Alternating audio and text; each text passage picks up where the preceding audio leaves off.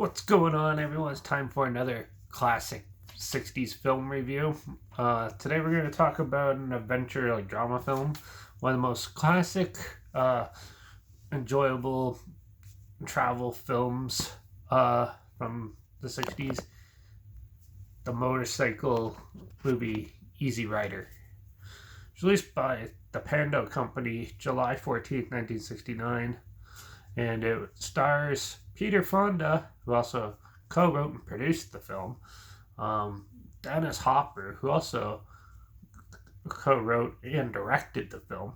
It also stars Jack Nicholson, and it was co-written by Terry Southern. Now, Dennis Hopper is in a lot of stuff, but he's most well known for being in Speed, Blue Velvet, Apocalypse Now, and Waterworld.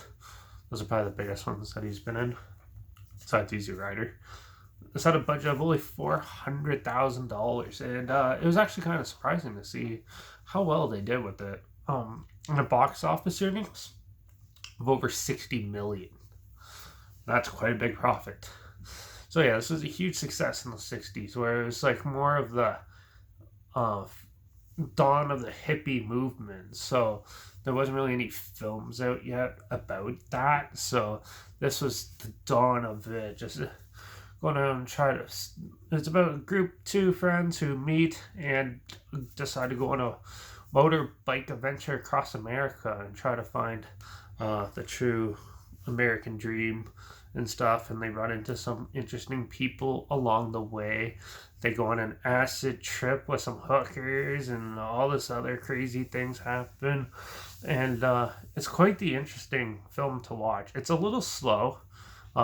It was slower than I was expecting it to be, but it was still enjoyable.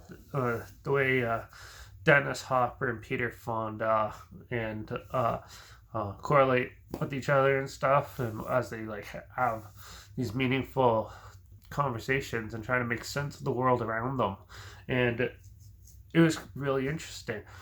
And then Jack Nicholson comes in and steals the show. He's definitely the best out of everybody in this. He is crazy. He talks about aliens and stuff, and he's all over the place, and he does a fantastic job with his character. And I think that also goes with how well it was written. And there's definitely a lot of stuff from that time that would have been very significant and stuff. There's an acid trips and stuff like that, and just crazy little things that go on. And it's a neat little road trip movie. I wasn't expecting it to be as interesting as it was. The only thing I have to complain about is I did find it a little slow. There's a little melodrama mixed in there, and it ended up, I don't know, sort of bogging it down. But I'm used to watching violent horror films and things like that. So, but yeah, this was one of my dad's all-time favorite movies, so I had to check it out, and I finally did. And yeah, it's actually a really good movie. I enjoyed it quite a bit, and the ending was actually a neat, sudden impact, to say the least. I wasn't really expecting it, and I kind of enjoyed that. You don't really see that in movies now. Movies are kind of predictable now, so I really enjoyed that too. Besides it being slow though, there's nothing really wrong with it. It is a little dated with the way people dress and stuff, but yeah, this was made in the 60s, and it's a good throwback. You can see how it actually was back then, and that's one good thing about films. What are people going to think about movies nowadays when they look back?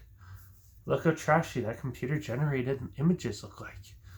When we look back to Easy Rider, it's wow, look at America back then.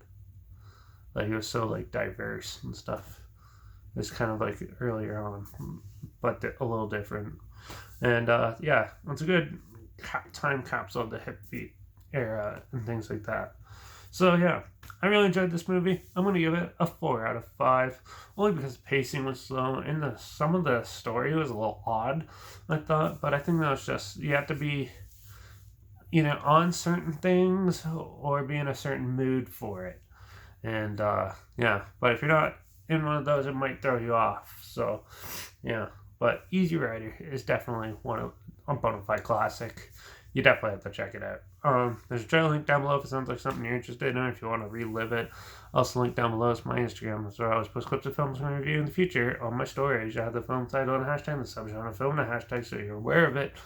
And also my Letterbox is down below, Derek P Reviews. That's where I post my first story anywhere after watching the films. So you follow me on one of those two platforms to stay in the loop. Like this video, share it so more people are aware of it. Comment your opinions of the film down below if you have any. And if you have any other films or classic films or any films or any genre, I'll review anything. So if you have any of those films that you want to hear my opinions on, comment those down below too. I'll try my best to get them as soon as I can and if I can find them. And don't forget to subscribe because hopefully find something weird, obscure, and odd that you probably never thought of checking out together so you can hear my opinions on popular films and classic films like this one and other things. So yeah, make sure you subscribe and don't forget to ring that bell because we're going to be actually looking into another thriller type movie. I'm going to be talking about one of the bigger thrillers from the 60s, Failsafe, in my next review. So yeah, but Easy Rider was definitely one of the more interesting and well thought out indie films from the 60s, and I was really pleased with it. So yeah, definitely check it out if you haven't seen it, and yeah, watch out for all those hippie bikers out there who are going nuts, and I guess I'll see you all in the next one. So until then, cheers.